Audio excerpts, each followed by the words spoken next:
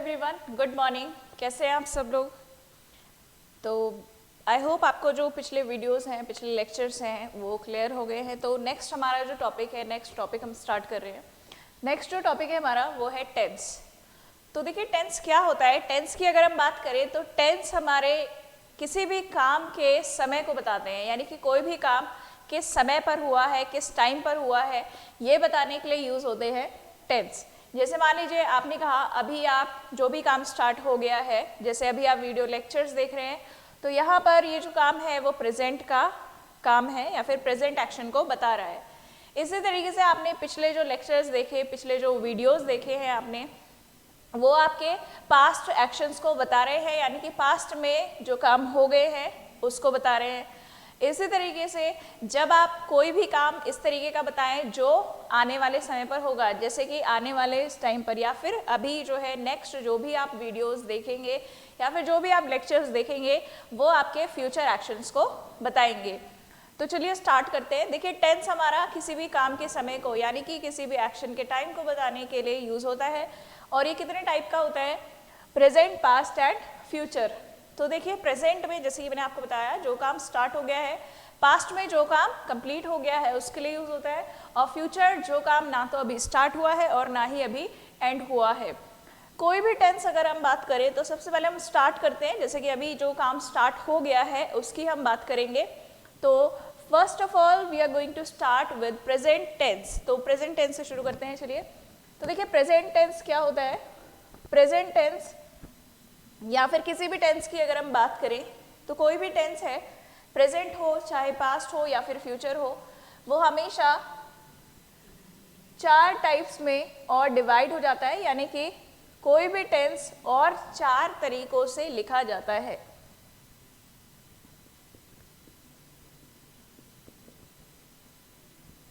किसी भी टेंस की अगर हम बात करें तो कोई भी टेंस 4 तरीके से लिखा जाता है। वो 4 टाइप्स कौन कौन से हैं देखते हैं यहाँ पर। हमारे जैसे मान लीजिए अगर हम बात करें तो प्रेजेंट की अगर हम बात कर रहे हैं तो प्रेजेंट के भी डेफिनेटली इसमें 4 टाइप्स जो है यूज होंगे। एक आता है इसमें इनडेफिनिट, इनडेफिनिट। दूसरा आता है हमारा कॉन्टिन्यूअस। तीसरा आता है हमारा परफेक्ट। एंड फोर्थ जो हमारा टाइप आता है वो आता है perfect continuous, perfect continuous tense. तो देखिए कोई भी आप किसी भी टेंस की बात करें उसके अंदर 4 और तरीके के टेंस आपको देखने को मिलेंगे। तो हम यहाँ पर प्रेजेंट इनडेफिनिट से स्टार्ट करेंगे। प्रेजेंट इनडेफिनिट टेंस का यूज़ क्या होता है, किस तरीके से किया जाता है। So let's start with the present indefinite tense. चलिए इसको स्टार्ट करते हैं प्रेजेंट इनडेफिनिट टेंस से। इसी तरीके से जैसे कि यहाँ पर लिखा हुआ है इनडेफिनिट है, कॉन्टिन्यूअस है, परफेक्ट है, परफेक्ट कॉन्टिन्यूअस है। So these are the present indefinite, present continuous, present perfect and present perfect continuous. इसी तरीके से आपका पास्ट इंडेफिनिट है, पास्ट कॉन्टिन्यूअस है, पास्ट परफेक्ट है एंड पास्ट परफेक्ट कॉन्टिन्यूअस है। And same goes for the future tense, that is future indefinite, future continuous, future perfect and future perfect continuous. तो देखिए यहाँ पर स्टार्ट करते हैं प्रेजेंट इंडेफिनिट टेंस से।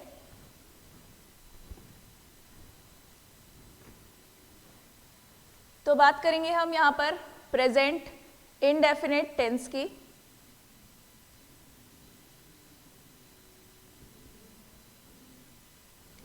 देखिए प्रेजेंट इंडेफिनिट टेंस का यूज़ कहाँ पर होता है, तो उसको बताने से पहले हम एक चीज़ यहाँ पर देख लेते हैं।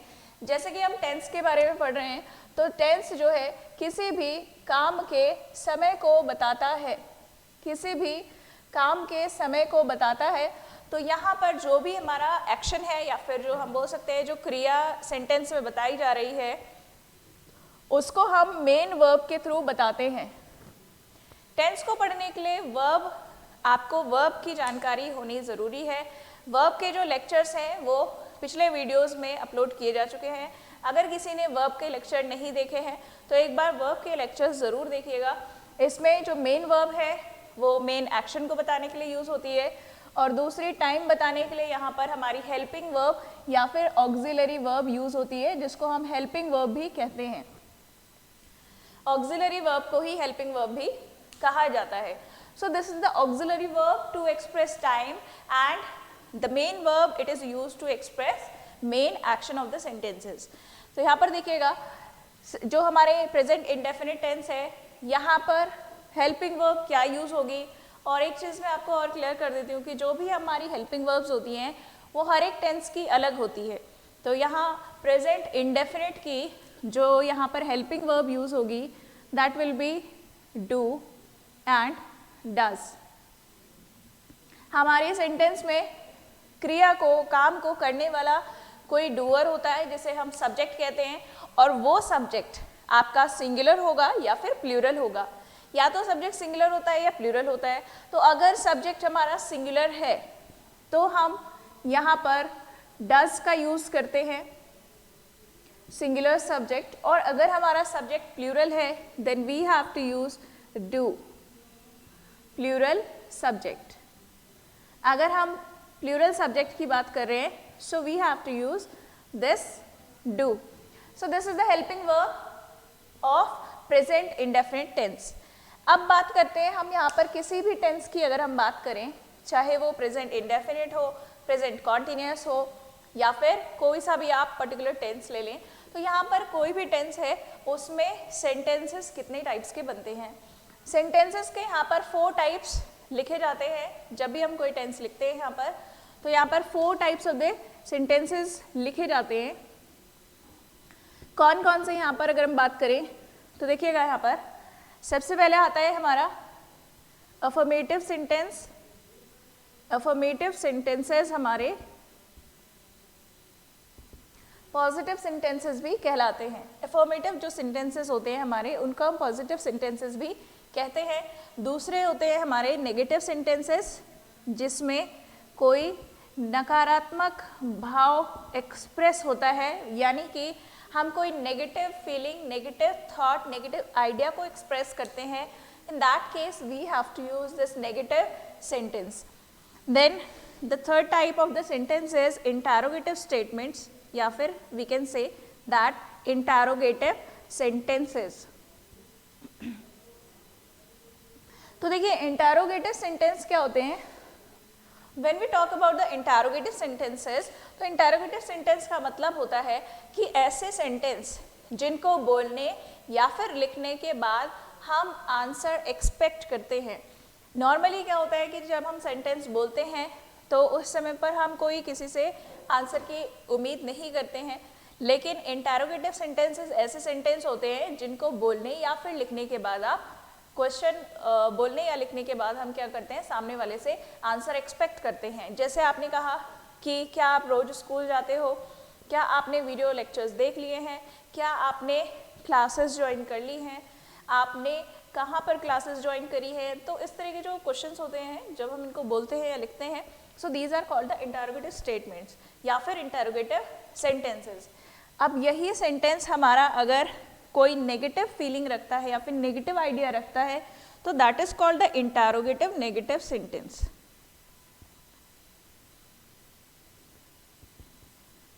Interrogative negative sentence. जब भी हम इसको लिखेंगे तो इस तरीके से हम 4 सेंटेंसेस, 4 टाइप्स ऑफ सेंटेंसेस हम किसी भी टेंस में पढ़ते हैं। तो देखिए हम इसको पर्टिकुलर बार बार हम इतना बड़ा इसको नहीं लिखेंगे, तो हम क्या करते हैं, इसको कुछ साइंस डिनोट कर देते हैं। जैसे इसको जब हम लिखते हैं so we call it positive statements या फिर positive sentence, we call it the negative sentence and interrogative sentence and interrogative negative sentence. तो जब भी हम इसको आगे पढ़ेंगे तो हम इन साइंस के थ्रू जो सेंटेंसेस है वो लिखेंगे।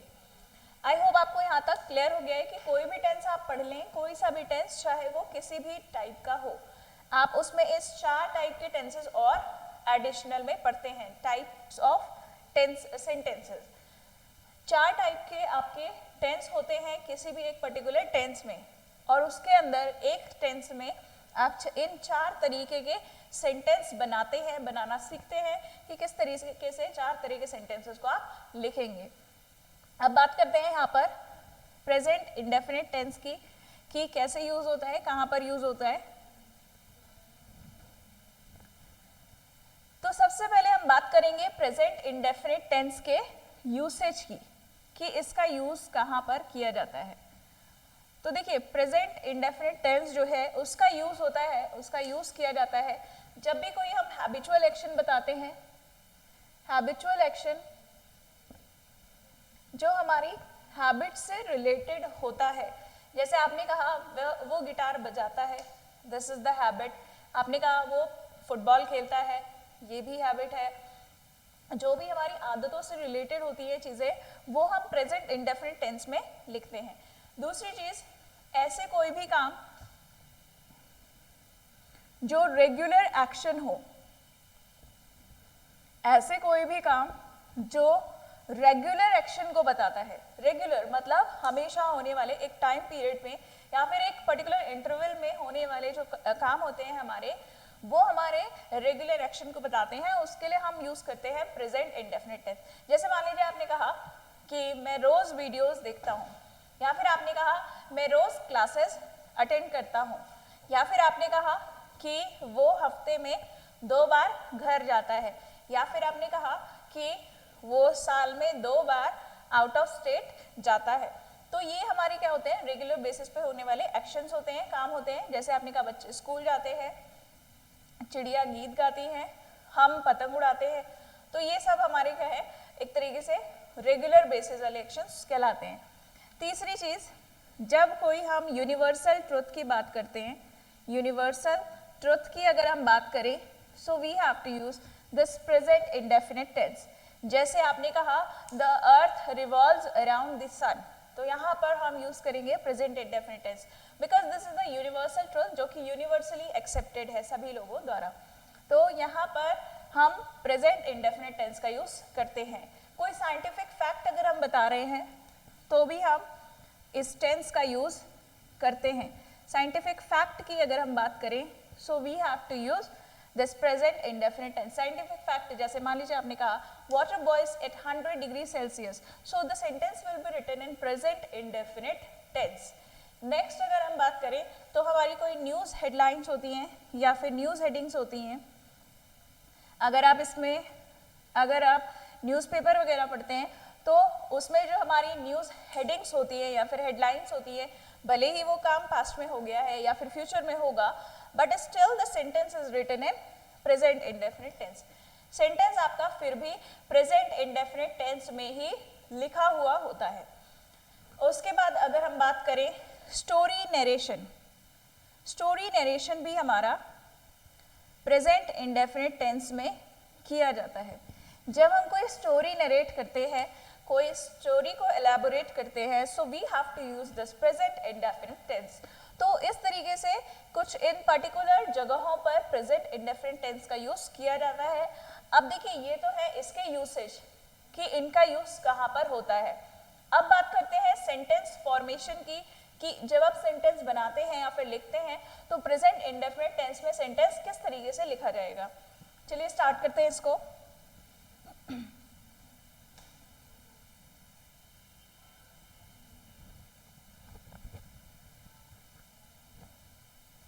जैसे मान लीजिए आपने यहाँ पर हमने क्या देखा है, हमारे पास 2 तरीके के सब्जेक्ट्स होते हैं।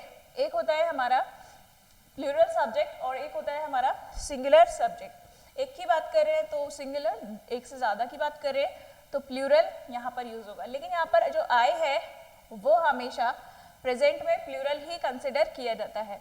आई को हम प्लूरल में प्रेजेंट में प्लूरल ही मानते हैं। तो यहाँ पर देखेंगे, मान लीजिए आपने कहा the earth revolves around the sun. The earth revolves around the sun. अब आप सोच रहे होंगे कि यहाँ पर डू या डस तो नहीं लगा है। So let me make it clear कि यहाँ पर जब हम पॉजिटिव सेंटेंसेस को लिखते हैं, when we talk about the positive sentences, तो सबसे पहले हम यहाँ पर सेंटेंस में सबसे पहले हम लिखते हैं सब्जेक्ट, यानी कि जो एक्शन को परफॉर्म करने वाला है या फिर जो काम को करता है। तो यहाँ पर हम बात कर रहे हैं अर्थ की, जो कि रिवॉल्व करने का काम करती है। तो अगर ये हमारा सब्जेक्ट सिंगुलर होता है, सिंगुलर सब्जेक्ट होने पर पॉजिटिव सेंटेंस में मेन वर्ब में एस और ईएस जुड़ जाता है, ऐड हो जाता है। सिंगुलर सब्जेक्ट होने पर मेन वर्ब में हम एस या ईएस लगाते हैं कब? अगर हमारा सब्जेक्ट क्या है? सिंगुलर है। And then we have to write the object of the sentence. उसके बाद हम ऑब्जेक्ट यहाँ पर लिख देते हैं। So this is the positive sentence in present indefinite tense. Present indefinite में पॉजिटिव सेंटेंस होने पर डू या डज नहीं लगता है। डू या डज का यूज होता है हमारा जब हमारा सेंटेंस नेगेटिव हो, इंटरोगेटिव हो या फिर इंटरोगेटिव नेगेटिव हो। अगर ये तीन इनमें से कोई सा है तो यहाँ पर हम प्रेजेंट इंडेफिनिट में डू या डज का यूज करते हैं। अदरवाइज जो पॉजिटिव सेंटेंस है उसमें हम ये मेन वर्ब में एस या एस लगा देते हैं सब्जेक्ट सिंगुलर होने पर। अब बात करते हैं हम, अगर हमारा सब्जेक्ट प्लूरल है और सेंटेंस हमारा पॉजिटिव ही रहने वाला है।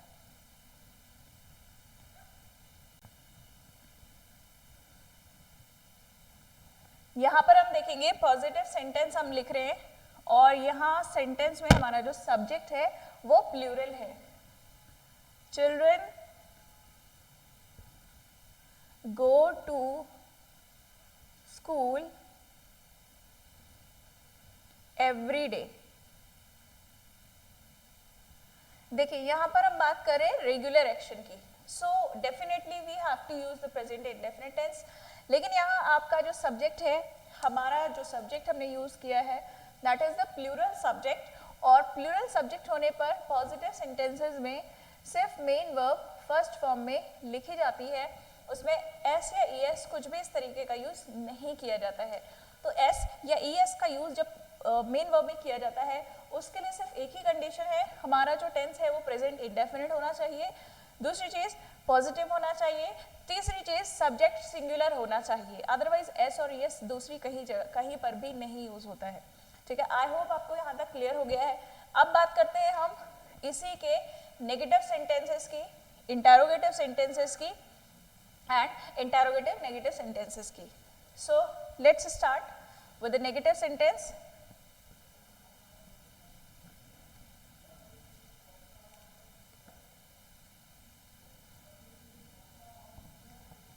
इसकी हम नेगेटिव की अगर बात करें तो यहाँ पर नेगेटिव सेंटेंस देखेंगे हम।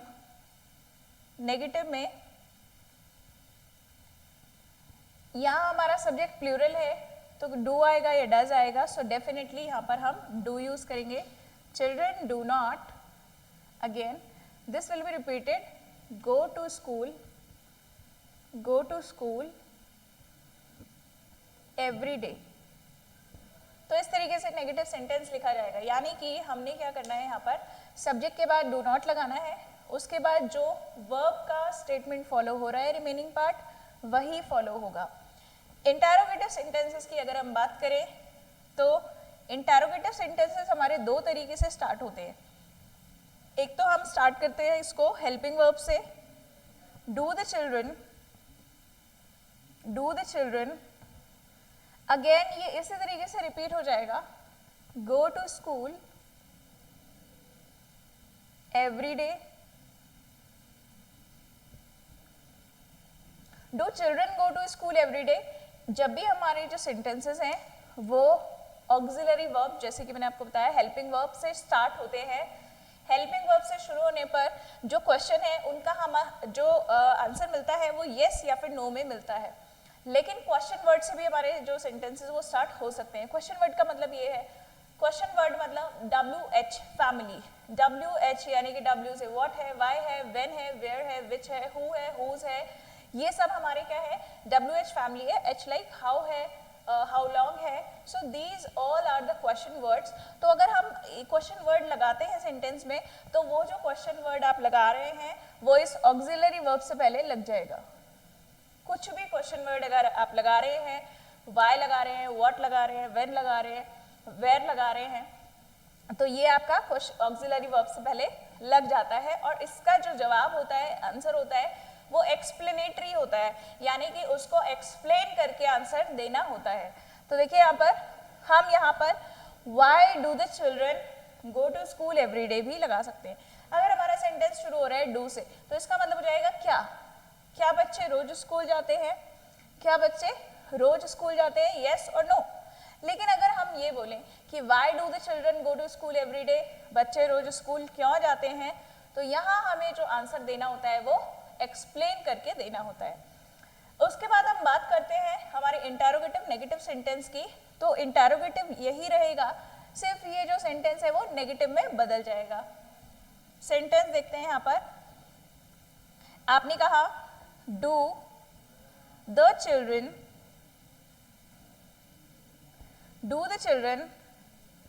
not go to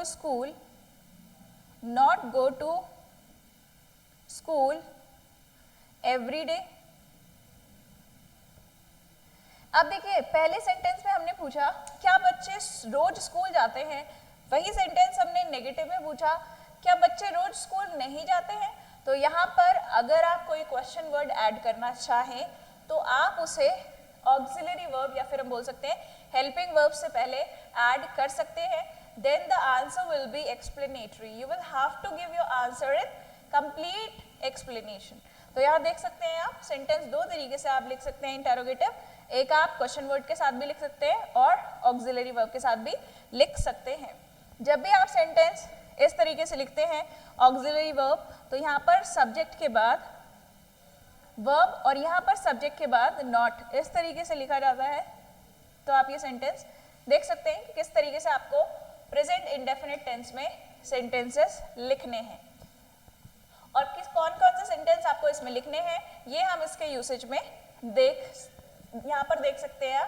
इसका जो यूसेज स्टार्टिंग में दिया हुआ है वहाँ पर आप देख सकते हैं कि किस कहाँ पर इनको यूज कर रहा है। उसके बाद नेक्स्ट जो हम पढ़ेंगे वो है हमारा प्रेजेंट कॉन्टिन्यूअस टेंस।